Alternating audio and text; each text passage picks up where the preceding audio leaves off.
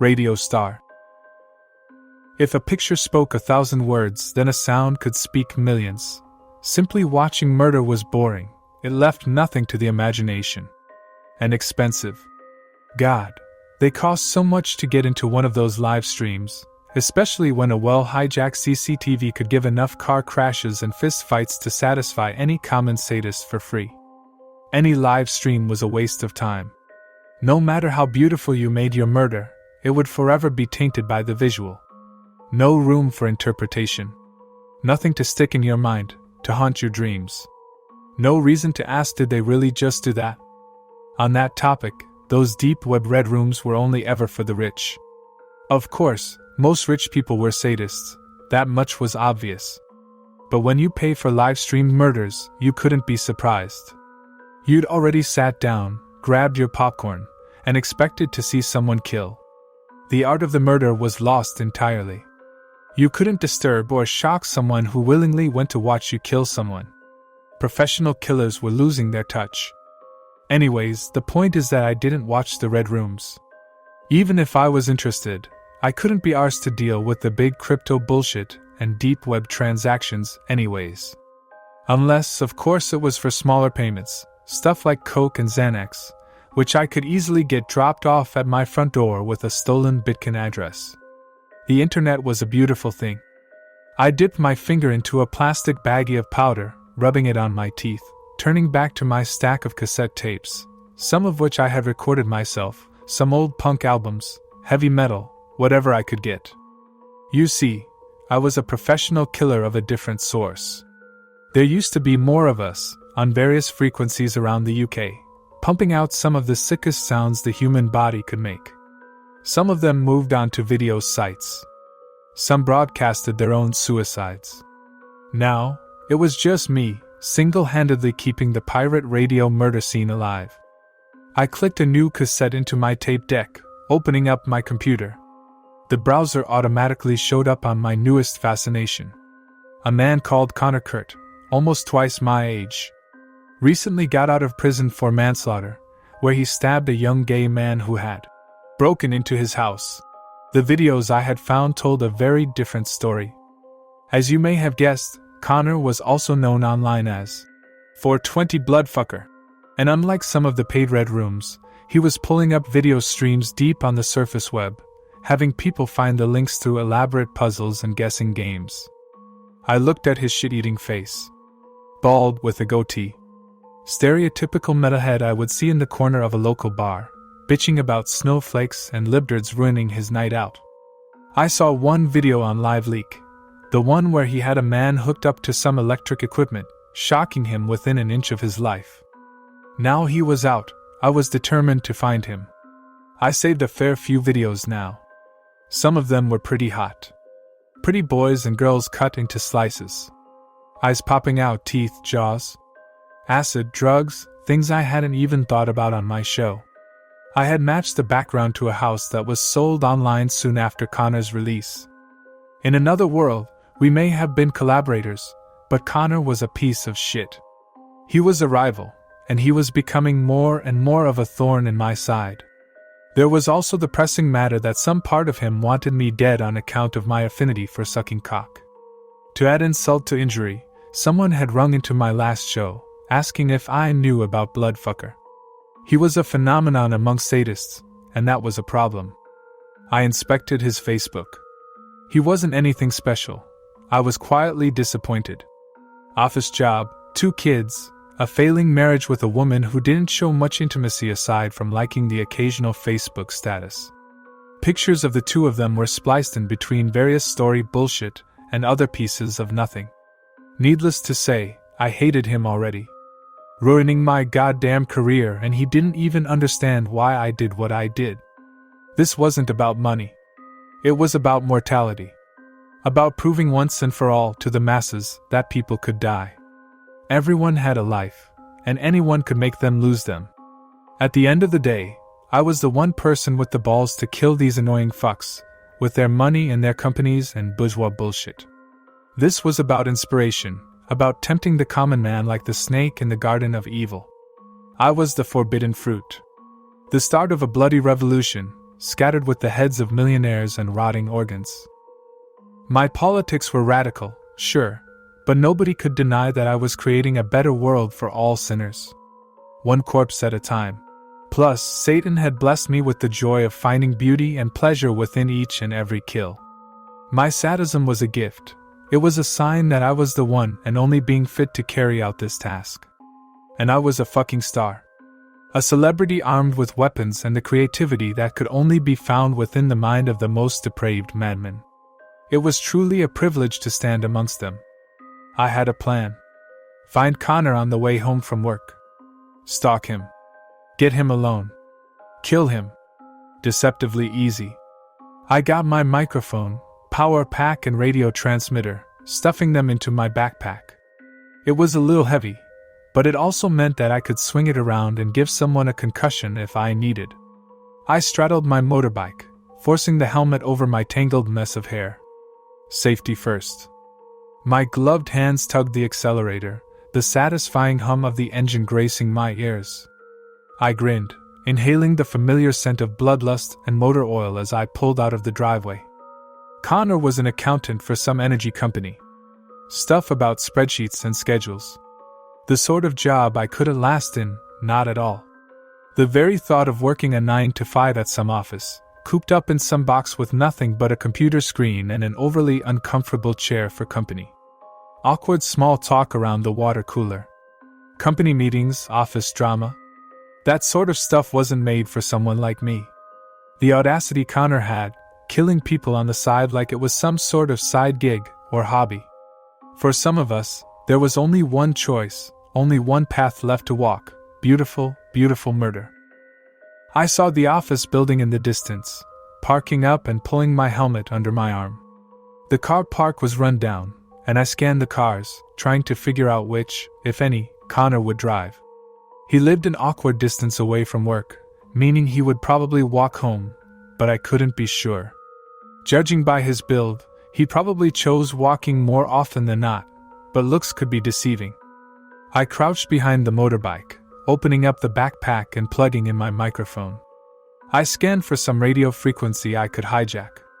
Once I settled on one, I held the microphone to my lips. Showtime. Good evening, ladies, gentlemen and perverts of all persuasion.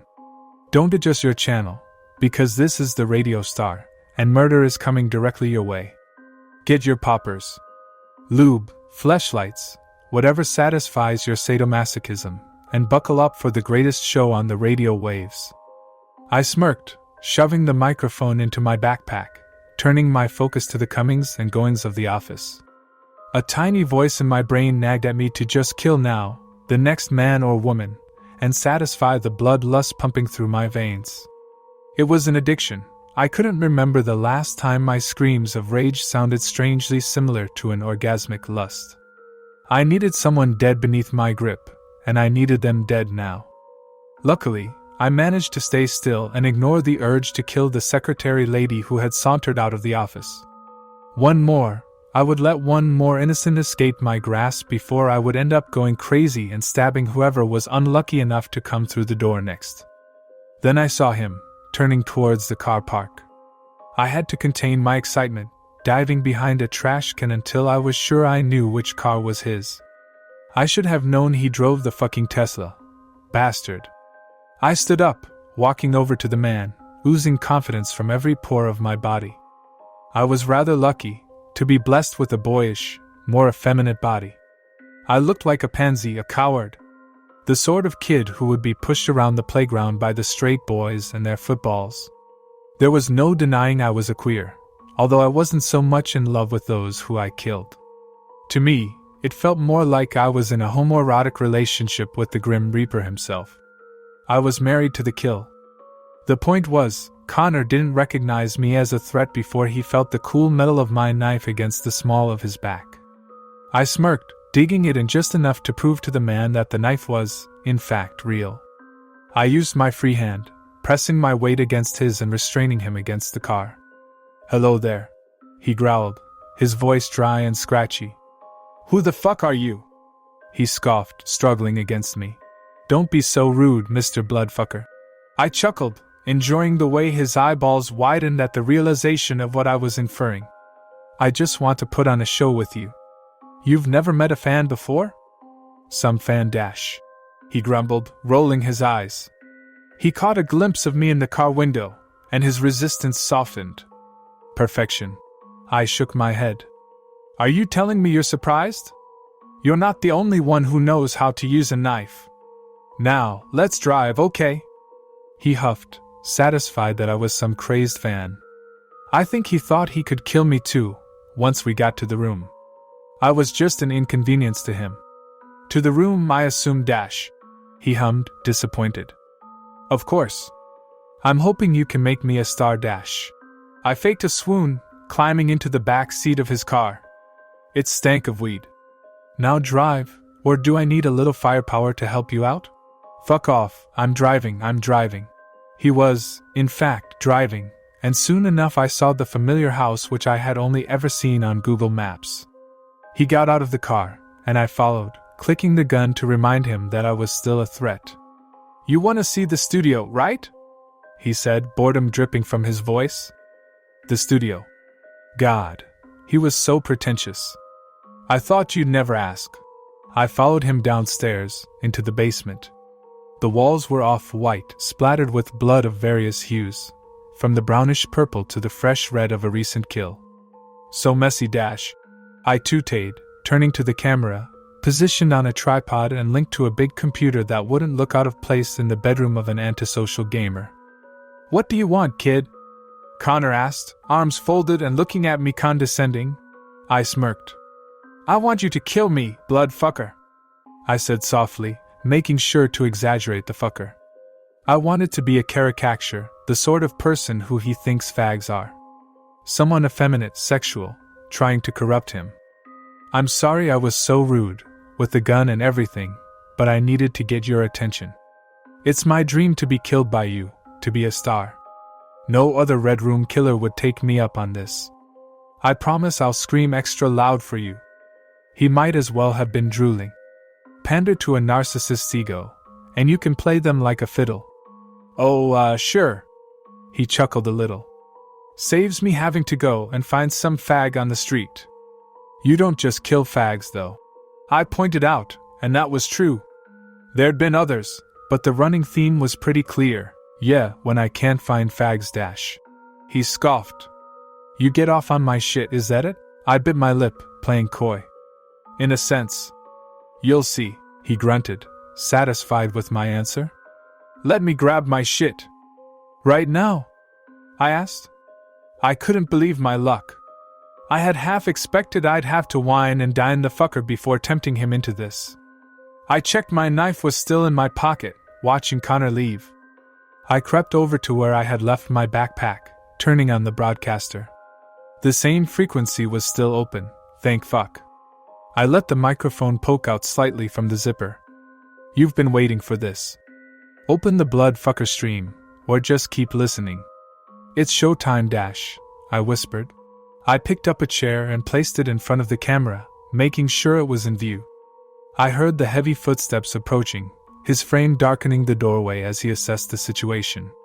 I could sense apprehension in Connor's eyes. This was too good to be true, a young queer giving his life for his murderous live stream side project. Right. Cool. Any particular way you, Dealer's choice dash. I reassured him. He looked so nervous, bless him. Better get that mask on. He did so, and I smiled again. God, it felt so good to be in control. He pulled the black balaclava over his head and turned on the camera. He was always pretty silent whenever he killed, at least from what I had seen. Evening. Something different today, guys. We got a willing one. Remember to donate to my Bitcoin address at the bottom of the screen. Let's get going dash, he said, speaking in a voice almost twice as deep as when we had talked before. Connor stepped behind me, running the sharp of his knife along my throat. I made sure to stay still just a moment too long, to let him believe that I was for real. I could hear him exhale, the tension releasing, and I jolted up, headbutting him in the process. He stumbled back, allowing me to pull out my own weapon from my pocket. I chuckled a little as he looked up, processing what I had done. That was easier than I thought. I scowled, looking him up and down. He attempted to land a few punches on me, and I took the bruises as if they were gifts. It was going to take more than that now. Now the adrenaline and sex were pumping through my blood. I knew deep down that this was going to end with a corpse under my feet. I sank my knife into his chest, but it clearly wasn't deep enough. At least he made it to the ground. I caught a glimpse into the camera, leaning forward slightly so the mic could pick me up. I hope you're listening, Dash. I smiled, returning to watch Connor as he got to his feet once more. I charged at him, finally feeling his flesh sink against my knife, the full length of the blade disappearing into the skin. That was how it worked. The first stab was always the hardest. The second sealed the deal. Now he had hunched over, and I dragged him into the view of the camera. I grabbed his hair, pulling him up to watch the camera. Now, Bloodfucker here is nothing more than a common, tasteless killer, Dash. I yelled, making sure my microphone across the room could hear me. I reached to grab the balaclava, pulling it off and slapping Connor's face. Cute, isn't he? Well, I'm gonna kill him. And every live streamer on this goddamn planet. Long live the true sadism. Audio is king. Sound is what connects us, after all. I grinned, finally sinking my knife into his throat, pushing my nails into the skin and digging my way through the flesh, my fingers tangling with the cartilage of his Adam's apple. He stopped struggling, and I felt, deep down, that a part of him probably wanted to go this way. Dumb cunt. I grabbed him by the nape of his neck, pulling his body towards the camera. I yanked the corpse up, his dull, lifeless eyes staring down the barrel of the lens. See? This is what you've become, huh? Baited into a honeypot by a fucking queer. I tossed the cadaver towards the microphone, hoping the crack of his bones would satisfy my devoted listeners. I pushed the camera to the ground. Hearing it smash felt like a murder in itself, splinters of glass and shrapnel scattering across the floor. I took comfort in the fact that Connor lived alone, sitting in the corner and basking in the afterglow of a job well done. I turned a cassette on my Walkman, swaying slightly to the music. I leant against the wall as the music comforted me like a lover, wrapping around me and telling me what a good job I did. Connor's body shifted slightly, a guttural moan escaping his lifeless body. I smiled, knowing that I truly was a star.